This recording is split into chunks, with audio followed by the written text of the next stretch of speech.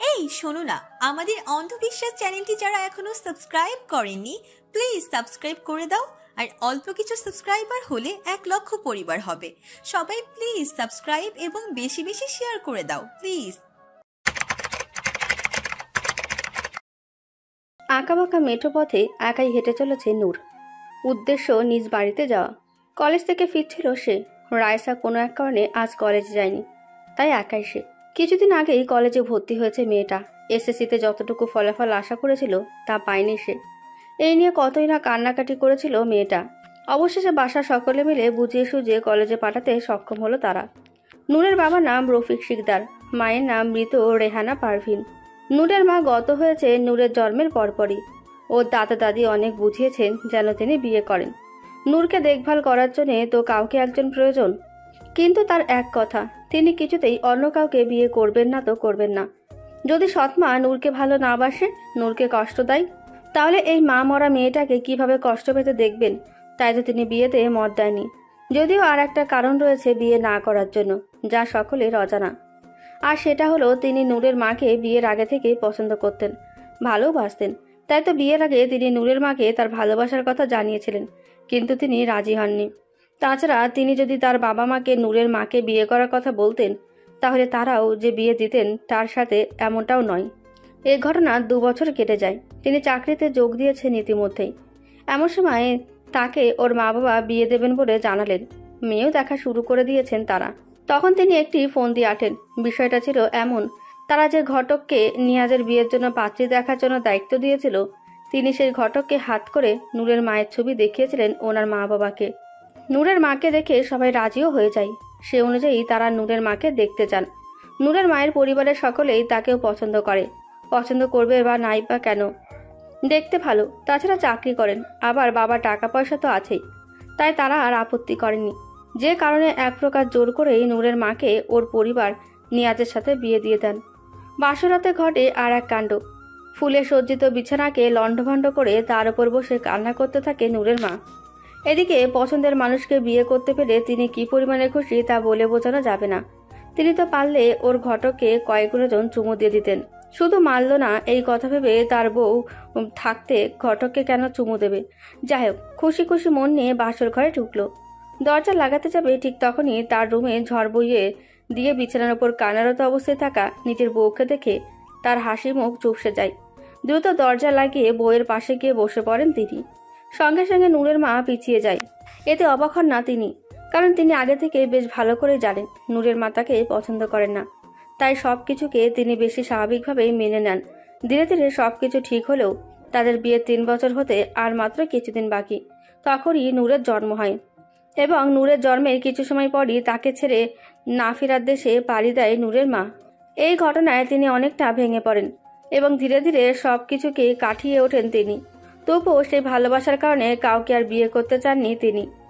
নূরদের বাসাটা বেশ বড়। নূরের বাবা ও নূরের বড় বাবা 2 ভাই মিলে বাসাটা বানিয়েছে।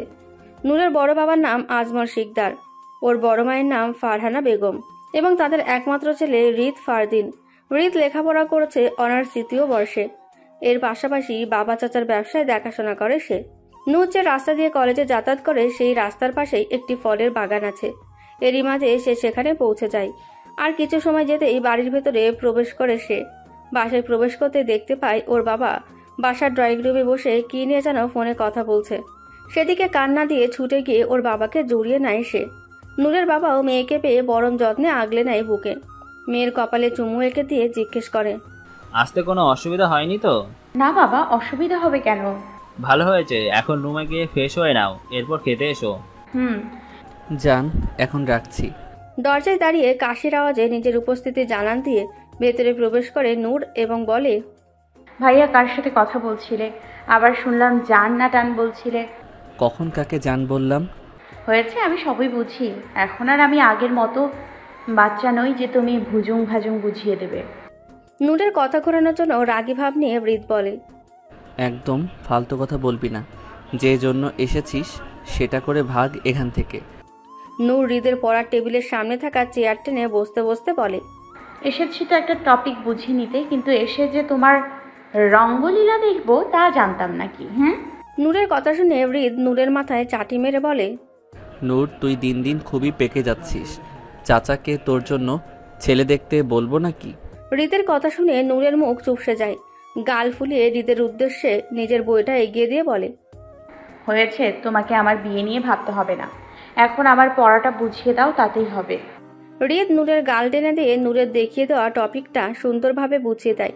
নূরও মনোযোগ দিয়ে সবটা আয়ত্ত করতে থাকে। সবটুকু বুঝিয়ে নিয়ে উঠে যেতে নেবে, হৃদ বলে ওঠে, এখানেই বসে পড়া কমপ্লিট কর, আমি আসছি। কথা শেষে হৃদ রুমের বাইরে চলে যায়। হৃদ কোথায় যাচ্ছে বলে না গেলেও নূর ভালোভাবেই বুঝতে পারছে হৃদ কোথায় যাবে এখন। নূরের ভালো করে জানে হৃদ এখান থেকে সোজা রান্নাঘরে যাবে, এরপর 2 কাপ চা বানিয়ে নিয়ে আসবে। 1 কাপ নিজের জন্য, অন্যটা ওর জন্য। তাছাড়া হৃদ অনেক ভালো চা বানাতে পারে, এমনকি নূরের থেকেও ভালো। তাই তো প্রতি রাতে হৃদের হাতে বানানো 1 কাপ চা নূরের চাই। না হলে বেচারি নূরের ঘুমিয়ে আসবে না, কথাটি মিথ্যে নয়। কম বেশি প্রতিটি মানুষের কিছু না কিছু নেশা থাকে। নূরও হৃদের হাতে বানানো চায়ের নেশায় আসক্ত। এই তো কিছুদিন আগে নূর হৃদের ওপর রাগ করে সবার আগে নিজের রুমে দরজা জানালা বন্ধ করে শুয়ে পড়েছিল। তার সাথে সবাইকে বলেও দিয়েছিল কেউ যেন ওকে ডিস্টার্ব না করে। প্রতিদিনকার মতো বাকি সবাই খেয়ে দিয়ে শুয়ে পড়ে, হৃদও তাই। এদিকে নূর হৃদের ওপর রাগ করে দরজা দিয়ে শুয়ে আছে ঠিকই, কিন্তু হাজার চেষ্টা করেও কিছুতেই ঘুমোতে পারছে না। শেষ পর্যন্ত নিজের রাগকে ভুলে নূর হৃদের দরজাটা ধাক্কাতে থাকে। হৃদ ঘুমিয়ে যাওয়ার কারণে প্রথম দিকে দরজা ধাক্কানোর আওয়াজ শুনতে না পেলেও যখন শব্দ কানে গেল তখন একরাশ বিরক্তি নিয়ে দরজা খুলে দেয়। দরজা খুলে নূরকে দেখে বিরক্তি ভাবটা যেন আরো বেড়ে গেল ওর। দরজা ধাক্কা দিচ্ছিস কেন? চা খাবো। চা খাবি খা, আমার ঘুম হারাম করার মানে কি? তোমার হাতে খাবো তাই তোমাকে ডেকেছি। এখন চা বানাবে, চলো। আমার খুব ঘুম পাচ্ছে, এখন চা বানাতে পারবো না, যা ভাগ। কথা শেষে হৃদ দরজা লাগিয়ে দিতে নেবে, নূর বলে ওঠে, তুমি যতই চেষ্টা করো না কেন, যতক্ষণ না চা পাচ্ছি ততক্ষণ তোমাকে ঘুমোতে দিচ্ছি না। হৃদ হতাশ ভঙ্গিতে রুম থেকে বেরিয়ে ঘুম ঘুম চোখে নূরের দিকে কয়েক সেকেন্ড তাকিয়ে চা বানাতে চলে যায়। চা খেতে পাবে বলে নূরের খুশি দেখে কে, কেমন আছিস দোস্ত? নূরের পাশে বসে কথাটি বলে ওঠে রাইসা। নূর রাইসার থেকে সরে গিয়ে বলে, শাকচুন্নি, একদম আমার কাছে আসবি না, সর আমার সামনে থেকে। বলা নেই কওয়া নেই, 1 সপ্তাহ লাপাত্তা থেকে এখন এসে বলা হচ্ছে কেমন আসছিস দোস্ত। রাইসা কান ধরে বলে, সরি রে, হঠাৎ করেই বাবার শরীরটা খারাপ হয়ে যায়, তাই বাবাকে নিয়ে শহরে ডাক্তারের কাছে যেতে হয়েছিল, তাই আসা হয়নি কয়েকদিন। তোকে যে জানাবো তারও উপায় ছিল না। নূর কিছুটা উদ্বিগ্ন হয়ে বলে, এখন আঙ্কেলের শরীর ঠিক আছে তো? হ্যাঁ, এখন মোটামুটি সুস্থ। বাবার বয়স হচ্ছে, তাই আবার শরীর খারাপ করে বসে, তার তো কোনো ঠিক নেই। রাইসা আরো কিছু বলতে নিচ্ছিল, ক্লাসে স্যারকে প্রবেশ করতে দেখে রাইসাকে কথা বলতে না দিয়ে নূর বলে ওঠে, এই স্যার আসছে, ক্লাসে মন দে। কলেজ গেটে দাঁড়িয়ে বাদাম খাচ্ছিল হৃদ। এমন সময় পেছন থেকে কেউ ওর নাম ধরে ডাকছিট দিলে তার দিকে ফিরে তাকায় হৃদ। সামনে থাকা ব্যক্তিকে দেখে হৃদের মুখে হাসির রেখা ফুটে ওঠে। তার কাছে গিয়ে জড়িয়ে নিয়ে বলে, কি খবর, কেমন আছিস? এই তো আছি, তোর খবর কি? এই তো চলছে। আজকে অনেকদিন পর। হ্যাঁ তা ঠিক, কে বা জানতো এমনটা হবে। সেইটাই, হঠাৎ এদিকে? এদিক দিয়ে যাচ্ছিলাম মামার বাসায়, দেখলাম তুই দাঁড়িয়ে, তাই। ভালো করেছিস, চল ভিতরে গিয়ে বসি। দুজনেই কলেজের ভেতরে প্রবেশ করে বটতলার দিকে যায়। হৃদ রিহানের দিকে বাদাম এগিয়ে দিলে রিহান কয়েকটা বাদাম নিজের হাতে তুলে নেয়। নূর হৃদের রুমের পাশ দিয়ে যাচ্ছিল, এমন সময় ওর কানের ফোনের আওয়াজ আসে। হৃদের রুমে উকি মারে নূর। হৃদকে দেখতে না পেয়ে হৃদের ফোন হাতে নিয়ে দেখে জান নাম লেখা। হৃদের এই জানটা কে দেখার জন্য ফোন রিসিভ করে কানে ধরে নেয় নূর। ফোন রিসিভ হতেই ফোনের ওপাশ থেকে বলে ওঠে, এই হৃদ, কোথায় তুই? ফোনের ওপাশ থেকে ছেলে কণ্ঠ শুনে নূর বেশ খানিকটা অবাক হয়। অবাক হবে নাই বা কেন, একটা ছেলের ফোনে জান, প্রাণ, কলিজা, পাখি ইত্যাদি শব্দ দিয়ে নিজের গার্লফ্রেন্ডের নাম্বার সেভ করা থাকে, কিন্তু হৃদ একজন ছেলে হয়ে অন্য আরেকজন ছেলের নম্বর জান লিখে সেভ করে রেখেছে। তাহলে অবাক না হয়ে কি পারা যায়? নূর ভুল নাম পড়েছে কিনা দেখার জন্য আর একবার ফোনের স্ক্রিনে থাকা নামটা পড়ে নাই। না, ঠিকই তো আছে। সব চিন্তা মাথা থেকে ঝেড়ে ফেলে ফোন কানে নিয়ে কিছু বলতে যাবে, তার আগেই ওর হাত থেকে কেউ ফোন কেড়ে নেয়। তাকিয়ে দেখে হৃদকে কিছুটা ভয়ও কাজ করে ওর ভেতর। নূর কিছু বলার আগে হৃদ স্ক্রিনে থাকা নামটা দেখে ফোন কানে দিয়ে বলে, তোকে একটু পর ফোন করছি। কথা শেষ ফোন রেখে নূরের দিকে তাকিয়ে বলে, আমার রুমে কি, তারপর উপর আমার অনুমতি ব্যতীত ফোন ধরার সাহস কোথায় পেয়েছিস? সরি, আসলে নূরের কথা শেষ হওয়ার আগে হৃদ বলে ওঠে, এরপর যেন এরকম ভুল না হয়, মাথায় থাকে যেন, নয়তো এর পরিণাম ভালো হবে না। মা খেতে ডেকেছে, আয় খাবি। নূরের উদ্দেশ্যে কথাটি বলে হৃদ। হৃদের কথার কোনো জবাব না দিয়ে আগের মতোই বসে থাকে নূর, যা দেখে শব্দহীনভাবে হাসে হৃদ। রাগ করেছিস? কোনো জবাব নেই নূরের। হৃদ নূরের গাল টেনে বলে, পাগলি মেয়ে, এইটুকু বিষয় নিয়ে কেউ রাগ করে বলতো? ছবে না আমায়। সামান্য ফোন ধরেছি বলে কতগুলো কথা শুনিয়েছ, এখন বলছো ছোট্ট একটা বিষয় এটা? এমনিতেই রাগ উঠেছিল মাথায়, তার উপর অনুমতি ছাড়া ফোনে হাত দিয়েছিস। কি না কি বলেছি, এখন রাগ করে বসে আছিস। ওকে আর রাগ দেখাবো না, আয় এখন। না, যাব না। চকলেট খাবি? না। ওকে, না খাবি তাতে আমার কি? হৃদ বাইরে যেতে নেবে আবার পেছনে ফিরে বলে, ভাবলাম কাল তোকে নিয়ে ঘুরতে যাব, যাবি? ঘুরতে যাওয়ার কথা শুনে নূর খুশি হলেও মুখে বলে, না, আমি যাব না। ওকে, রিয়া যেতে চেয়েছিল, ওকে তাহলে নিয়ে যাই, কি বলিস? রিয়ার নাম শুনে এবার যেন রাগে ফেটে পড়বে ভাব নূরের। হৃদ নূরের মুখের অবস্থা দেখে মনে মনেই হাসে। হৃদ ভালো করে জানে নূর রিয়া ও রিয়ার নাম কোনোটাই সহ্য করতে পারে না, তাই তো রিয়ার নামটা তুলল নূরের সামনে, যার কারণে নূর নিজেই লাফাবে যাওয়ার জন্য। এভাবেই নূরকে রেখে বেরিয়ে যেতে নিচ্ছিল হৃদ, তার আগে নূর বলে ওঠে, দাঁড়াও। তুই না রাগ করে আছিস, তাহলে দাঁড়াতে বলছিস কেন? আমি যাব তোমার সাথে। ওই রিয়া শাকচুনিকে সাথে নিবে না তুমি? আমার কত সুন্দর একটা সুইট ফ্রেন্ড, তাকে কি করে শাকচুন্নি বলতে পারিস তুই? বলবো, 100 বার বলি। ওই মেয়ে শাকচুনি বলেই তো তোমার দিকে ফ্যাল করে তাকিয়ে থাকে, একদম শকুনের দৃষ্টিতে। ও আমাকে মনে হয় ভালোবাসে, বুঝলি, তাই এভাবে তাকিয়ে থাকে। এ কথা যদি আগে বলতি তাহলে এতদিনে প্রেম জমে ক্ষীর হয়ে যেত। নূর রাগে চিৎকার করে ওঠে। ভাইয়া? বাইকে করে ঘুরে বেড়ানোর সময় নূর উপভোগ করে, তাই হৃদ নূরকে নিয়ে কোথাও গেলে বাইক নিয়ে বের হয়। আজও তার ব্যতিক্রম হয়নি। হৃদ বাইক ছুটিয়ে চলেছে তো চলেছেই বেশ অনেকটা সময় ধরে, যার পেছনে কিছুটা জায়গা গ্যাপ রেখে আসন পেতে বসেছে নূর।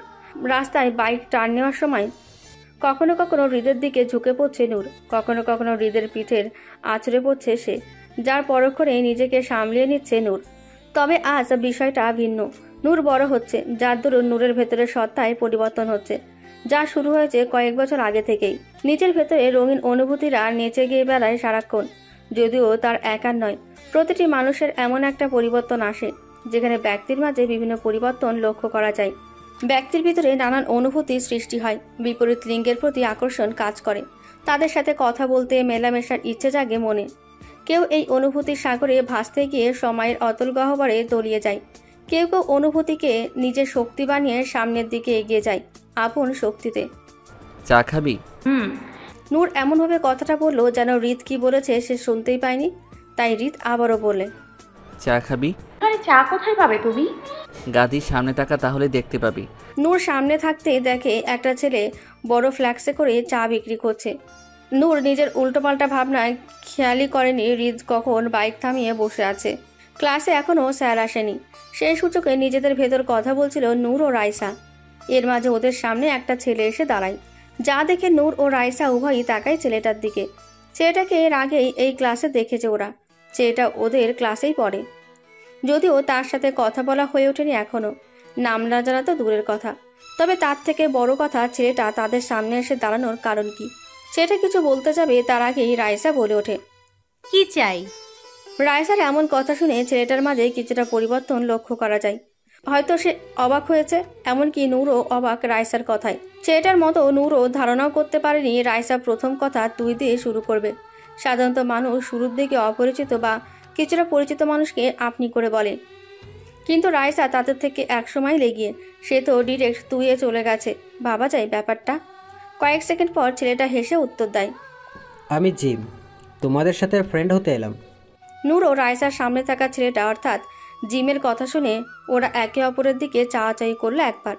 নূর কিছু বলতে চাচ্ছিল, নূরকে বাধা দিয়ে রাইসা বলে, আমাদের সাথেই কেন? তোমাদের দেখে ভালো মনে হলো তাই। সেই জন্য চলে আসছিস বন্ধু হতে, তাই তো? কিন্তু আমাদের যে কোনো ছেলে বন্ধুর প্রয়োজন নেই। ও, শব্দটা প্রকাশ শেষে জিম তার সিটের দিকে ফিরে যাচ্ছিল। রাইসা পেছনে থেকে বলে, নো, শুধু তুই ঠিক আছে। রাইসার কথা শুনে জিম পেছনে ফিরে তাকায়, দেখে নূর ও রাইসা দুজনের মুখেই মুচকি হাসি, যা দেখে জিমও হেসে দেয়। জিম ওদের দিকে হাত বাড়িয়ে দিয়ে বলে, তাহলে আজ থেকে আমরা ফ্রেন্ড, কি বলিস তোরা?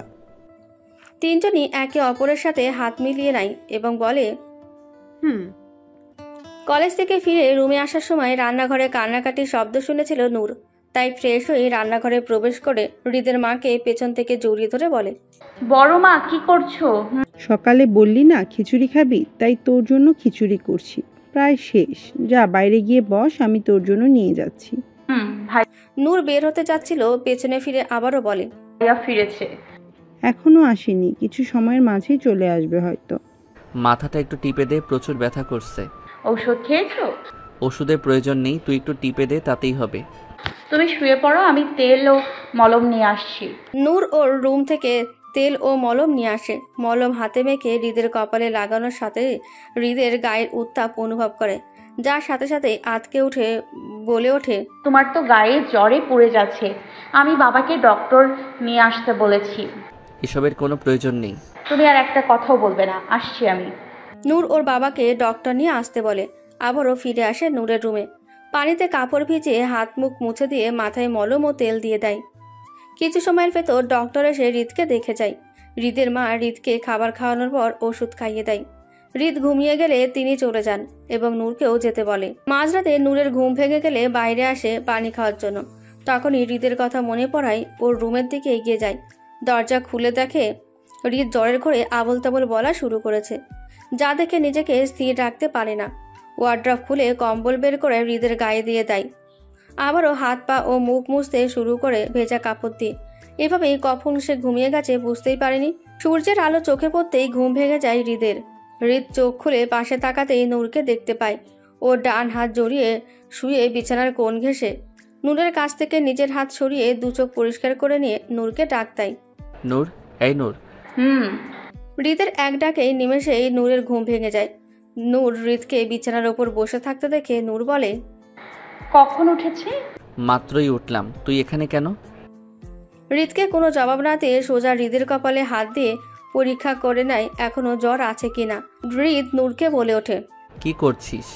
হৃদের থেকে দূরে দাঁড়িয়ে বলে, দেখলাম এখনো গায়ে জ্বর আছে কিনা। ওষুধ তো খেলাম রাতে, তাই জ্বর পালিয়ে গেছে। এখন বল, তুই আমার রুমে কেন? শুধু ঔষধ খেলেই যদি জ্বর পালাতো তাহলে রাতে আবল তাবল বকতে না। ভাগ্যিস রাতে তোমার ঘুমটা ভেঙে গেছিল, নয়তো কি যে হতো আল্লাহ তাআলাই ভালো জানেন। তোমার রুমে আছি, এর কারণ তোমার সেবা করতে করতে কখন যে ঘুমিয়ে গেছি বুঝতেই পারিনি। কোথায় ধন্যবাদ দেবে তা না করে কেন আমি এখানে তা নিয়ে প্রশ্ন করতে ব্যস্ত। নূরের কথা শুনে হৃদ নূরকে ওর কাছে ডাকে। নূর ওর কাছে যেতেই হৃদ দুহাতে নূরের গাল টেনে ধরে বলে, ধন্যবাদ বনু, আমার মাকে বল আমার খাবার দিতে, আমি আসছি। কথা শেষ হতেই ওয়াশরুমে ঢুকে ঠাস করে দরজা লাগিয়ে দেয় হৃদ। এদিকে নূর ডাকে গর্জে উঠে বলে, এই জন্য কি সারা রাত জেগে তোমাকে সেবা করে সুস্থ বানালাম, শয়তান কোথাকার। কথা শেষে রাগে দুঃখে আয়নার সামনে দাঁড়িয়ে নিজের গালে হাত বুলাতে বুলাতে বলে, আমার কত সুন্দর গুলু মুলু গাল দুটো টেনে লাল টমেটো বানিয়ে ছেড়েছে এই বদমাসটা। একবার সামনে পাই আগে মাথার সব চুল টেনে তুলে ফেলবো। কি অবস্থা? রাইসার পাশে বসতে বসতে বলে ওঠে জিম।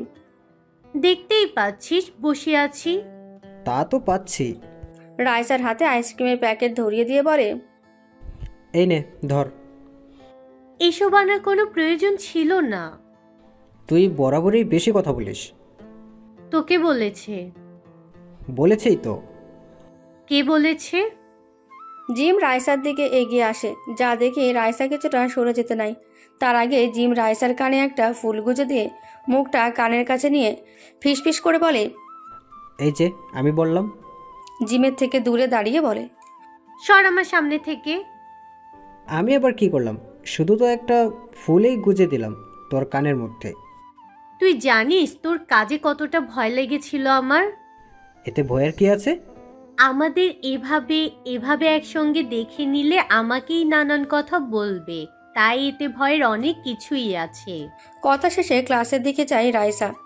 জিম রাইসার পিছু পিছু হাঁটতে শুরু করে এবং বলে, সরি দোস্ত। রাইসার থেকে কোনো জবাব আসে না, তাই আবারও বলে, সরি বললাম তো।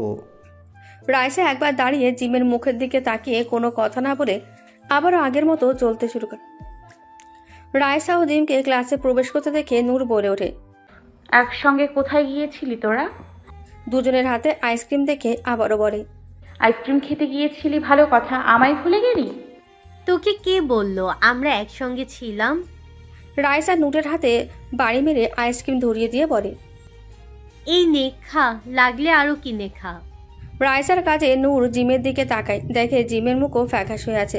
বুঝতে আর বাকি নেই কিছু তো হয়েছে ওদের ভেতরে। তোদের কি হয়েছে বলতো? আমাদের আবার কি হবে? তাহলে রাইসা রেগে আছে কেন? কি? জিম মাথা চুলকাতে চুলকাতে বলে, তেমন কিছু না, ওর সাথে একটু মজা করেছিলাম তাতেই। কি এমন করলি যে ও রেগে গেছে? সমস্ত ঘটনা খুলে বলে জিম। যা শুনে নূর বলে, এটা একটু বেশি হয়ে গেছে। সরি তো বলেছি, তবু বুঝতেছে না। তুই থাক, আমি দেখছি। দুপুরে বাইরে থেকে এসে নিজের রুমের দিকে যাচ্ছিল হৃদ। তখনই ওর রুম থেকে রিয়াকে বের হতে দেখে অবাক হয় হৃদ, কারণ এ সময় রিয়াকে আশা করেনি এখানে। কোনো প্রয়োজন থাকলে ওকে বললেই তো চলে যেত, তা না করে সোজা বাড়িতে আসার কারণ কি হতে পারে এটাই তো বুঝতে পারছে না হৃদ। তুই এখানে কখন এসেছিস? আসার আগে আমাকে জানালি না যে? আরে থাম থাম, আস্তে প্রশ্ন কর। একসাথে এতগুলো প্রশ্ন করে কিভাবে উত্তর দেব বলতো? আচ্ছা এখন বল, তুই এখানে কেন? এমনিতেই। কেউ না বলে এমনিতে কারো বাড়িতে যাই নাকি? আমি চাই। তাছাড়া আমি আসে মনে হচ্ছে তোর অসুবিধে হচ্ছে। থাক তাহলে আমি গেলাম। আরে দাঁড়া, রাগ করছিস কেন? রাগ করবো না তো নাচবো আমি? তাহলে এখন ধেই ধেই করে নাচি, কি বলিস? থাম বোন, তোকে এসব বলায় আমার ভুল হয়েছে, এখন ক্ষমা করে রক্ষা কর আমায়। এমনিতেই আমি দয়ালু মানুষ, তাই তোকে ক্ষমা করলাম, যা। রিয়ার কথা জবাব না দিয়ে হৃদ হাসে। রিয়া আবারও বলে, এত সময় কোথায় ছিলি? এই তো বাড়ির কাছেই ছিলাম। তাহলে আসার সময় দেখলাম না যে? সেটা আমি কিভাবে বলবো? ওদের কথার মাঝে হৃদের মা এসে বলে, টেবিলে খাবার দিয়েছি, খেতে আন। রিয়ার দিকে তাকিয়ে বলে, তুমিও খাবে, এসো। না আন্টি, আমি খাবো না, আমি খেয়ে এসেছি। খেয়ে এসেছো তাতে কি হয়েছে? এখানেও খাবে, সমস্যা কিসের? দ্রুত আসো, আর কোনো কথা শুনতে চাচ্ছি না আমি। রিয়া শাকচুন্নি কেন এসেছিল আজ? রিয়া আমার ফ্রেন্ড, তোর বড় আপু, তাই নাম ধরে কথা বলবি না। বড়দের সম্মান করতে শিখ। তোমার সম্মানে নিকুচি করি। কেন এসেছিল বল? তোকে কেন বলবো? ভাইয়া মাথা গরম হচ্ছে কিন্তু। তাহলে যা গিয়ে মাথায় পানি দে, দেখবি ঠিক মাথা ঠান্ডা হয়ে যাবে। একদম মজা করবে না বলে দিলাম। হৃদ নূরের দিকে তাকায়, দেখে নূরের মুখ রাগে লাল হয়ে গেছে। নূরকে আরো রাগিয়ে দিতে হৃদ বলে, রিয়া বলছিল আমাকে নাকি ও ভীষণভাবে মিস করছিল, তাই সোজা বাসায় চলে আসে। নীল ড্রেসে কত যে হৃদ নিজের কথা সম্পূর্ণ করার আগেই ওর বুকে এলোপাথারি ভাবে মারতে থাকে নূর। নূরের হাত থেকে বাঁচতে পালাতে নিলেই এক পর্যায়ে ওর চুল দুহাতে আঁকড়ে ধরে টানাটানি শুরু করে।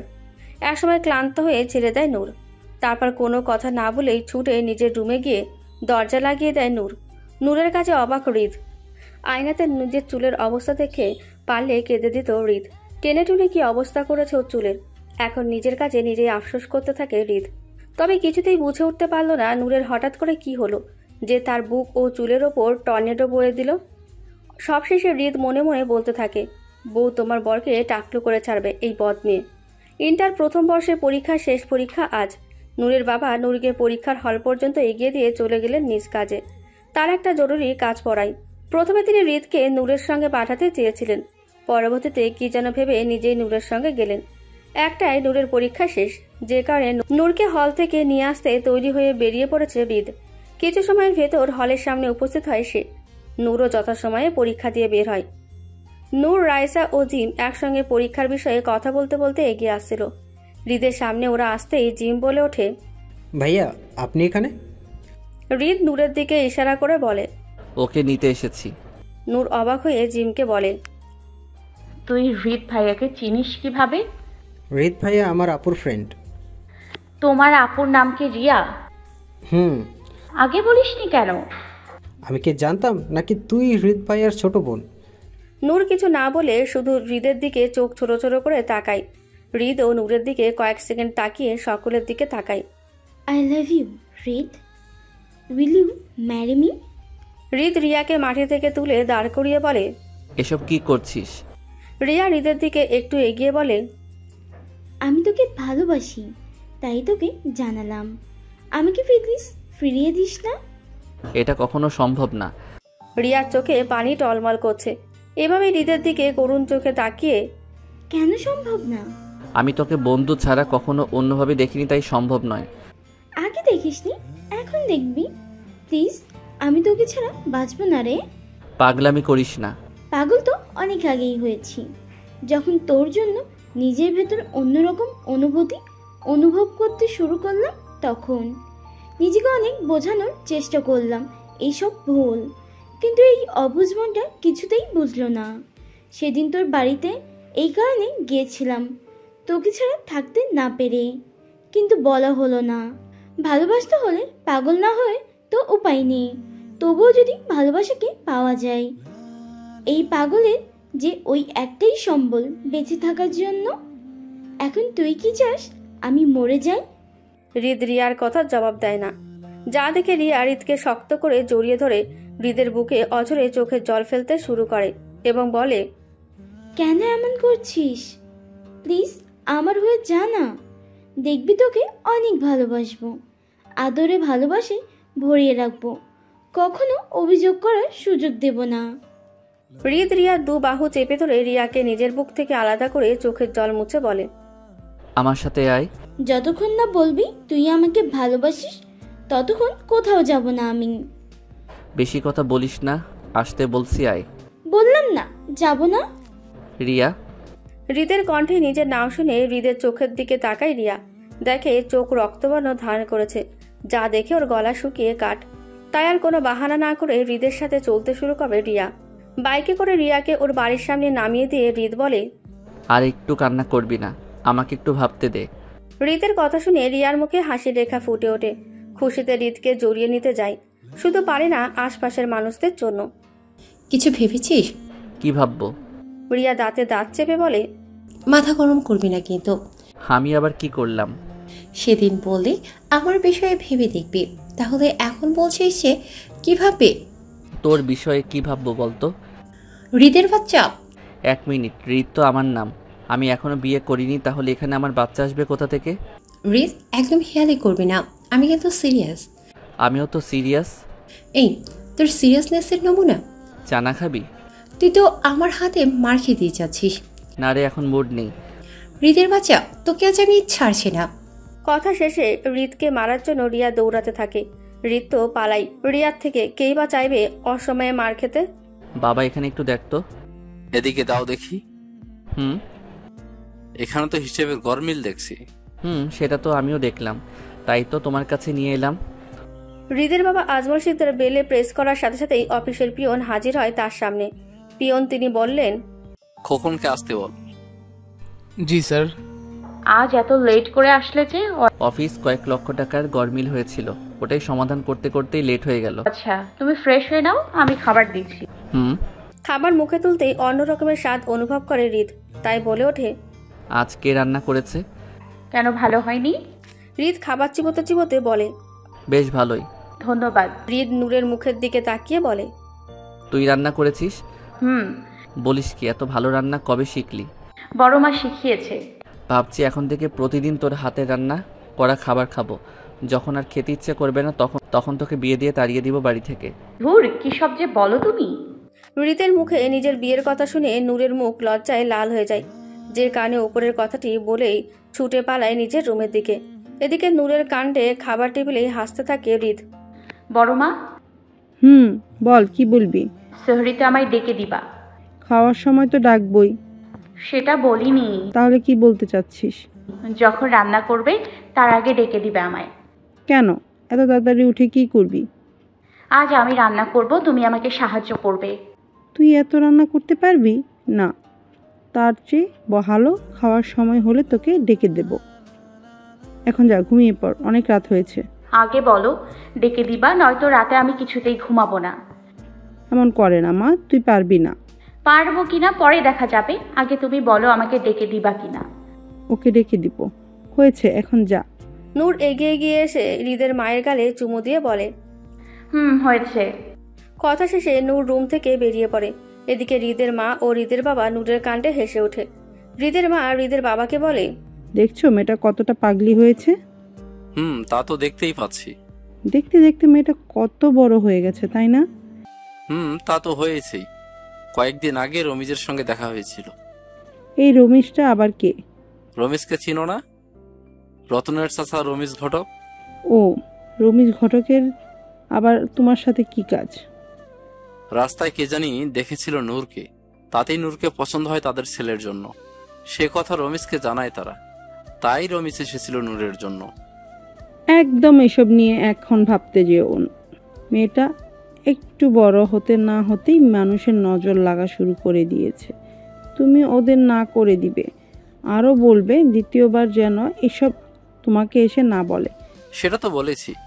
নূর ছোট ভাইয়ের মেয়ে হলেও কখনো নিজের সন্তানের চেয়ে কম ভাবিনি, তাই চাই না মেয়েটাকে অল্প বয়সে বিয়ে দিয়ে ক্ষতি হোক।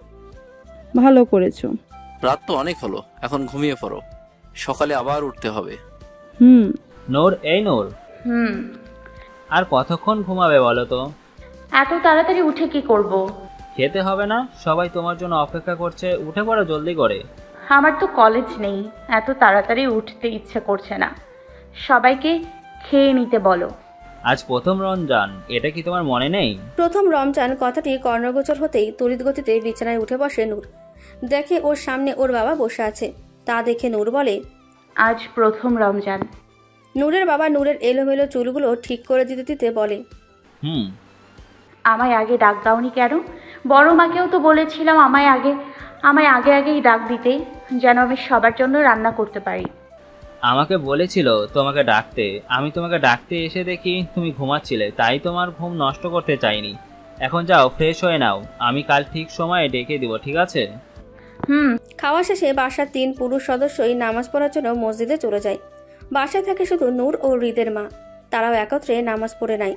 নামাজ পড়া শেষে কোরআন খুলে তেলাওয়াত করতে শুরু করে। কি জ্বালা রে বাবা, চোখ এরকম জ্বলছে কেন? আগেই বলেছিলাম তুই পারবি না, শুনলি না তো? এখন ঠেলা সামলা। পারবো না কেন? পেঁয়াজের কারণে চোখ একটু জ্বলছে, এই আর কি। এটা কোনো বিষয় হলো নাকি? তা তো দেখতেই পাচ্ছি, যে এরকম হতাশ করছিস, মনে হয় তোর উনি তোকে ছেড়ে অন্য কাউকে নিয়ে ভেগে গেছে। কথা শেষে হেসে দেয় তিনি।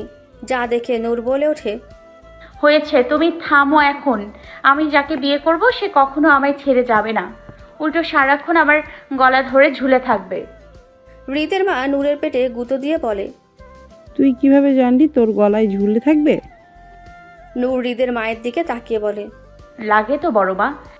যা জিজ্ঞেস করেছি, তার উত্তর দে আগে। আমি জানলে তো বলবো। একটু আগে বললি যে। ওটা তো কথার কথা বলেছি, তাছাড়া আমি ওসবে নেই। না থাকলেই ভালো। এখন মাংসের ডিশটা এদিকে এগিয়ে দাও দেখি। এই নে।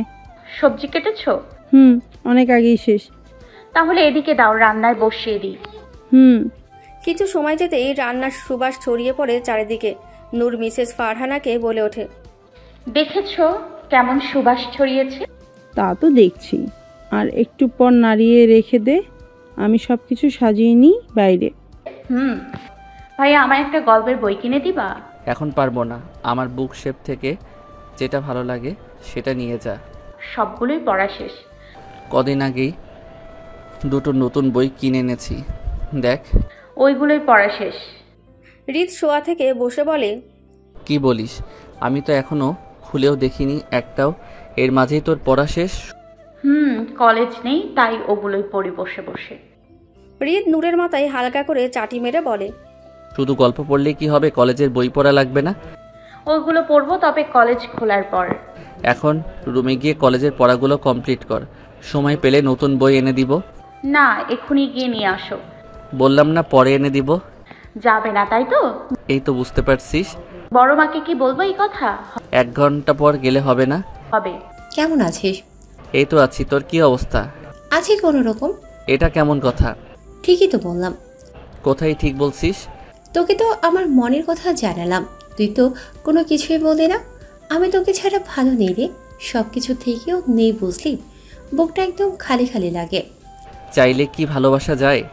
তুই যদি চাইতি তাহলে ঠিকই সম্ভব হতো। হাই, ঈদ মুবারক। ঈদ মুবারক। কেমন আছিস?